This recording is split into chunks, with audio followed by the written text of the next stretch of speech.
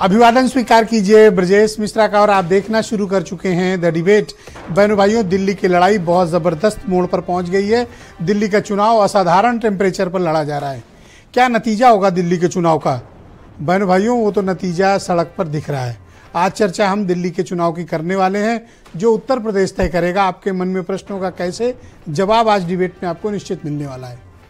बहनों भाइयों, दिल्ली का चुनाव बहुत ही एक अलग टेम्परेचर पर पहुंच गया है और दिल्ली का चुनाव हमेशा एक असाधारण तापमान पर लड़ा जाता है।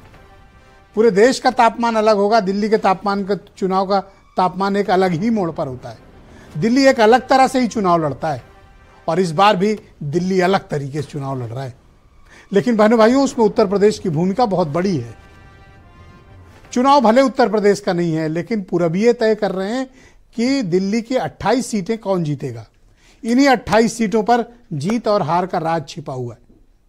अगर पूर्वांचलियों को पटाने में बीजेपी कामयाब रही, सरकार बीजेपी की, और अगर पूर्वांचली पहले की तरह असेंबली के चुनाव में आम आदमी पार्टी के साथ इंटैक्ट रहे, तो आम आदमी पार्टी को चौथी बार रोकना नामुमकिन होगा। तो पूरबियों के मन में क्या है? बहनों भाई, जो टिकट डिस्ट्रीब्यूशन हुआ है, उस टिकट डिस्ट्रीब्यूशन में पूर्वांचलियों को आम आदमी पार्टी ने झोली भर भर के टिकट दिया। 29 पूर्वांचलियों को टिकट दिया है। और जैसा मैंने डिबेट में कहा, 28 पर इनका प्रभाव है। पूर्वांचली का मतलब सिर्फ यूपी के लोग नहीं होते, इसमें सेंट्रल यूपी के हैं, वेस्टर्न यूपी के हैं, ईस्ट यूपी के सर्वाधिक लोग हैं पूर्वांचल के। और इसमें बिहार का पार्ट भी सम्मिलित है, बिहार के भी बहुत लोग वहां रहते हैं। बाकी अन्य राज्यों से भी लोग दिल्ली में हैं, लेकिन उनकी तादाद थोड़ी छोटी छोटी है। पर पूरब के लोग बहुतायत संख्या में हैं। और ये वहां का निम्न मध्यम वर्ग, सैलरीड क्लास, स्ट्रीट वेंडर, छोटा व्यापारी, काम धंधा, रोजगार, ये सब करके जीवन यापन कर रहे हैं। छोटे मोटे काम धंधा कर रहे हैं, फैमिली के साथ दशकों से वहां शिफ्ट हो चुके हैं। वो दिल्ली के नागरिक हैं, दिल्ली के मतदाता हैं। वो अपने गांव में आकर गोंडा, अयोध्या, बलरामपुर में किसको भी वोट करते हो, पर दिल्ली में पार्लियामेंट में वो अलग वोट करते हैं, असेंबली में उनका वोटिंग पैटर्न अलग है। अब इसका कारण क्या है, ये एक शोध का विषय है।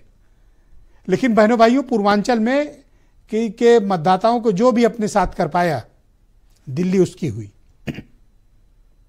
कभी आपको ध्यान होगा कि पूरबियों का तो पूरा कंट्रोल कांग्रेस पे था। शीला दीक्षित घनघोर पूरबिया थी, पूर्वांचल, असीमित उनको सपोर्ट मिला। 15 साल मुख्यमंत्री, कांग्रेस की हुकूमत हिलाए नहीं हिल रही थी। क्यों? क्योंकि पूर्वांचल के लोगों का फुल सपोर्ट था। इस कारण कांग्रेस दिल्ली पर इतने लंबे समय हुकूमत कर पाई। और इस बात का एहसास केजरीवाल की टीम को हो गया था। इसीलिए आप देखें, संजय सिंह, गोपाल राय, अवध ओझा, दिलीप पांडे, ये सब कौन है? पूर्वांचल के लोग हैं, पूरब के लोग हैं। आम आदमी पार्टी के 10 ऐसे एमएलए हैं, कोई गाजीपुर का है, कोई आजमगढ़ का है, कोई मऊ का है, कोई बलरामपुर का है, कोई सुल्तानपुर का रहने वाला है, कोई रायबरेली का है। ये वहां एमएलए बने हुए। इस कारण आम आदमी पार्टी की स्ट्रेंथ वहां पर पूर्वांचलियों में अधिक है।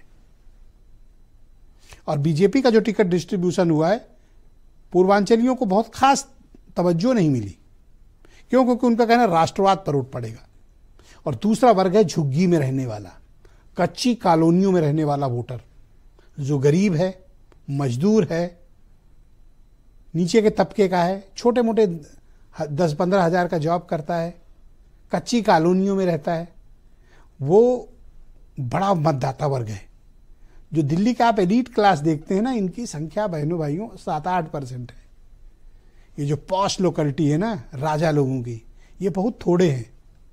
और ये वोट डालने जाने में बहुत नाटक करते हैं, बड़े पंचायती हैं, बड़ा मीन मेख निकालते हैं और बड़े एलीट लाइन में नहीं लगते हैं। और झुग्गी का मतदाता घुस कर मतदान केंद्र में वोट करता है और उसकी यही काबिलियत उसे तय करती है कि दिल्ली का राजा कौन होगा।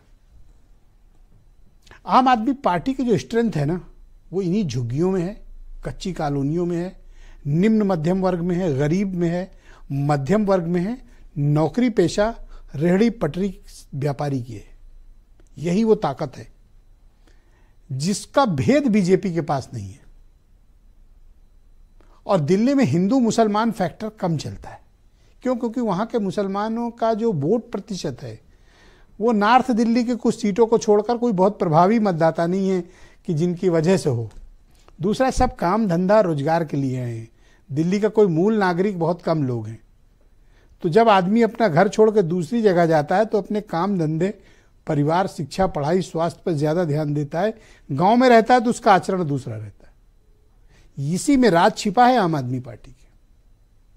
कच्ची कॉलोनी, झुग्गी झोपड़ी, गरीब, निम्न मध्यम वर्ग, सैलरीड क्लास, रेहड़ी पटरी व्यापारी, स्ट्रीट वेंडर्स, छोटा मोटा काम करने वाले, टैक्सी ड्राइवर, अन्य छोटे मोटे काम करने वाले लोग, बड़ा तबका वहां बड़ा है, इतना बड़ा है कि आप कल्पना नहीं कर सकते। सैकड़ों करोड़ के मालिक हैं, 500-500 करोड़ की कोठियों में रहते हैं, और वहीं सामने एक कच्ची झुग्गी में जितने बड़े में साहब का बंगला है उतने बड़े में वहां 500 लोग रहते हैं। दो तरह का दिल्ली है। तो दिल्ली ने क्या तय किया है?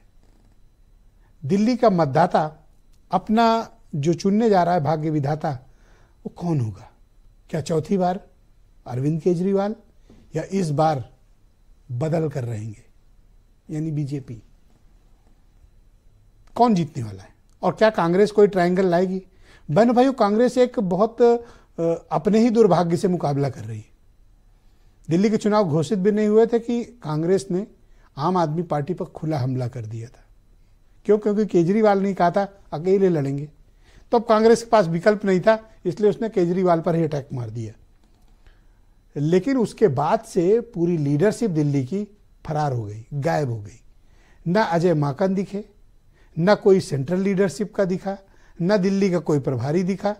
सिर्फ दो लोग दिखे, अलका लांबा दिखी और संदीप दीक्षित। उसमें दीक्षित मुखर हैं, बाकी सब खामोश बैठे हुए हैं। तो शुरुआत में तो अटैक करने आए, लेकिन जब इंडिया अलायंस का हवाला देकर साथियों ने कांग्रेस को धमकाया, उतनी ही तेजी से कांग्रेस घर के भीतर बैठ गई, कोई निकला नहीं।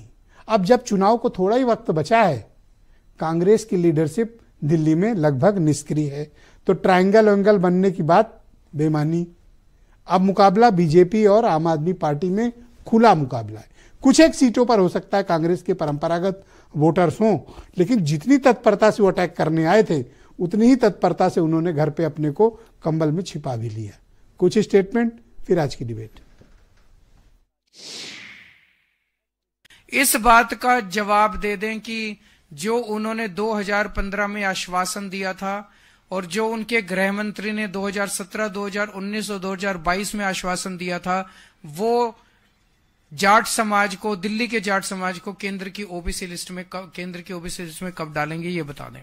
जब आदमी दारू के नशे में ज्यादा होता है तो वो दिखाने की कोशिश कुछ और करता है और अंदर से कुछ और हो जाता है। इसलिए वो जितना भी स्वांग रचने का प्रयास करें, परंतु दिल्ली की जनता अब उस हकीकत को समझ चुकी है। कितने चेहरे हैं इस चेहरे के पीछे, ये अब दिल्ली की जनता समझ रही है।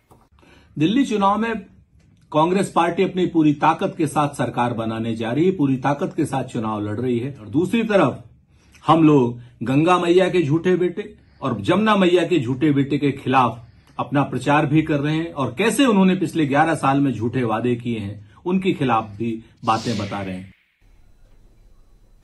बहनों भाइयों, आज की परिचर्चा आगे बढ़ाएंगे। मेरे साथ अनिला सिंह हैं, भारतीय जनता पार्टी की प्रवक्ता। नीलू रंजन बहुत ही जाने माने पत्रकार हैं, हमें दिल्ली ज्वाइन कर रहे हैं।